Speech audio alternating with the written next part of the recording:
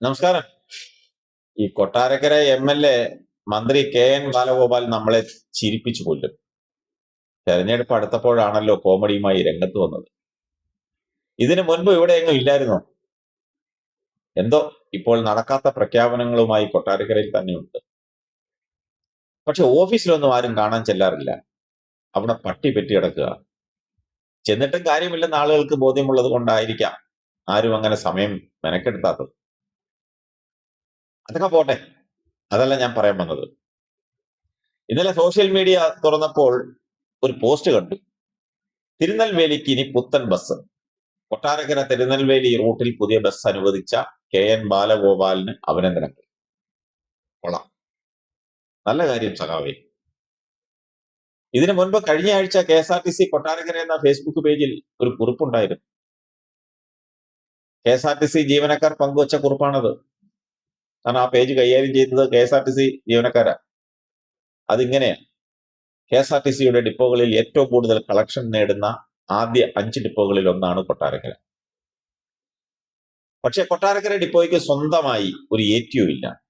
കരുനാഗപ്പള്ളി ATOയ്ക്ക് അധിക ചാർജ് കൊടുത്തിരിക്കുന്നതാണ് നിലവിലെ അവസ്ഥ.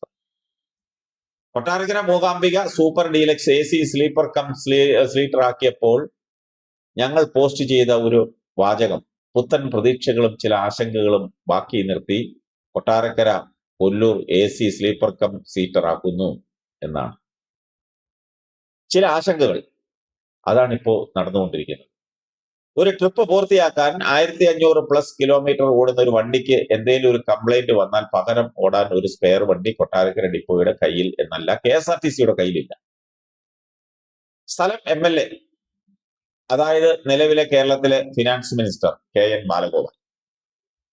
ഇലക്ഷൻ അടുത്തപ്പോൾ വോട്ടിനു വേണ്ടി ഓർഡിനറി സർവീസുകൾ ഓടി നടന്ന് ഉദ്ഘാടനം ചെയ്യുന്നുണ്ടല്ലോ.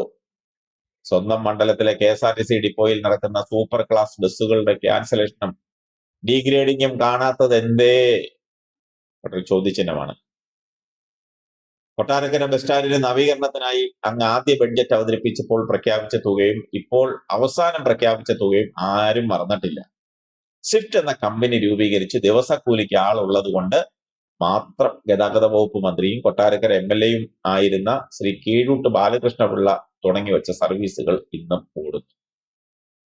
പക്ഷെ പല സർവീസുകളും തൃശങ്കുവിലാണ് എന്നതാണ് മറ്റൊരു സത്യം.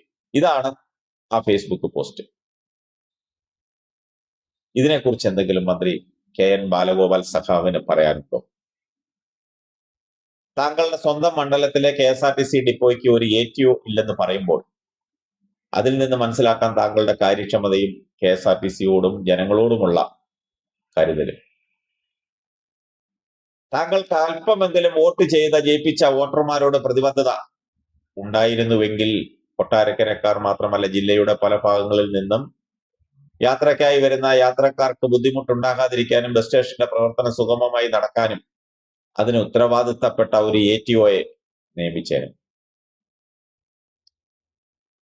ഇവിടെയാണ് ഐഷ പോറ്റിയെ ഓർക്കേണ്ടത്. അവരിങ്ങനെയുള്ള സാഹചര്യങ്ങളിൽ ചീഫ് ഓഫീസിൽ ബന്ധപ്പെട്ട് ATOയെ മിനിറ്റുകൾക്കുള്ളിൽ നിയമിപ്പിക്കുമായിരുന്നു. അതുപോലെ ബസ്സുകളുടെ ക്യാൻസലേഷൻ, ഒരു റൂട്ടിൽ ബസ് മുടങ്ങിയാൽ അവർ ബന്ധപ്പെടും. അവരുടെ ശ്രദ്ധയിൽപ്പെട്ടാൽ എന്തുകൊണ്ട് മുടങ്ങിയെന്ന് അന്വേഷിക്കും, അതിന് പരിഹാരമുണ്ടാകും. താങ്കൾ സംസ്ഥാനത്തെ രണ്ടാമനല്ലേ? ഇതൊക്കെ ശ്രദ്ധിക്കാൻ സമയമുണ്ടാകില്ല. ഐഷ പോറ്റി വെറും ഒരു MLA മാത്രമായിരുന്നു. അവർക്ക് സമയമുണ്ടായിരുന്നു ഇതൊക്കെ ശ്രദ്ധിക്കാൻ. അങ്ങനെ വേണേൽ സഖാവിന് പറഞ്ഞൊഴിയാം. പക്ഷെ അതിനു മുൻപ് ബാലകൃഷ്ണപിള്ള എന്നൊരു ഭീഷ്മാചാര്യൻ ഉണ്ടായിരുന്നു.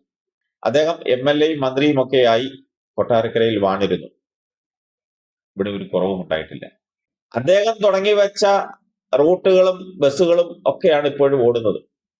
പുതുതായി ഒരു റൂട്ടിലും ബസ് ഓടുന്നില്ല, റൂട്ടുകളും ഉണ്ടാക്കിയിട്ടുമില്ല. പിന്നെ ബജറ്റിൽ തുക കൊള്ളിക്കുന്നത്, അത് ഏത് ധനകാര്യമന്ത്രിക്കും എത്ര തുക വേണേലും ഉൾക്കൊള്ളിക്കാം. പണ്ട് കാരണവന്മാർ തമാശയ്ക്ക് പറയും, ചെറുക്കൻ കല്യാണ പെണ്ണിനെ പെണ്ണ് കാണാൻ ചെന്ന് കഴിയുമ്പോൾ ഡീൽ ഉറപ്പിക്കാൻ നേരം സ്ത്രീധനം പറയും. ഈ പറയുന്നതേ ഉള്ളൂ, ഇതിൽ കൂടുതൽ ഒരണാ പൈസ തരാനില്ലെന്ന്. അതായത് വാഗ്ദാനം മാത്രമേ ഉള്ളൂ, ഒരണാ പൈസ തരാനില്ലെന്ന്. അതുപോലെയാണ് ബാലഗോപാൽ സഖാവ്. എല്ലാം വാരിക്കോരി വാഗ്ദാനിക്കും, പക്ഷെ ഒന്നും നടക്കില്ലെന്ന് മാത്രം.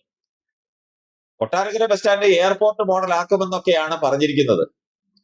ഇതുവരെ ഇങ്ങ് എത്തിയില്ല. വർഷം 5 ആകുന്നു. കരിക്കം വരെ എത്തിയെന്ന് പറയുന്നു. കൊട്ടാരക്കര എത്താൻ അല്പം കൂടി സമയമെടുക്കും. അപ്പോഴേക്കും അടുത്ത സർക്കാർ വരും. പിന്നെ അവര് നോക്കിക്കോളും. ഇതുപോലെ ഒരു MLA-യും മന്ത്രിയും കൊട്ടാരക്കരക്കാർക്ക് ചരിത്രത്തിൽ ആദ്യമാണ് കിട്ടുന്നത്. ഇതിന് തക്ക പാവം കൊട്ടാരക്കരക്കാർ എന്ത് ചെയ്തെന്നാ അറിയാൻ മേലാത്തത്.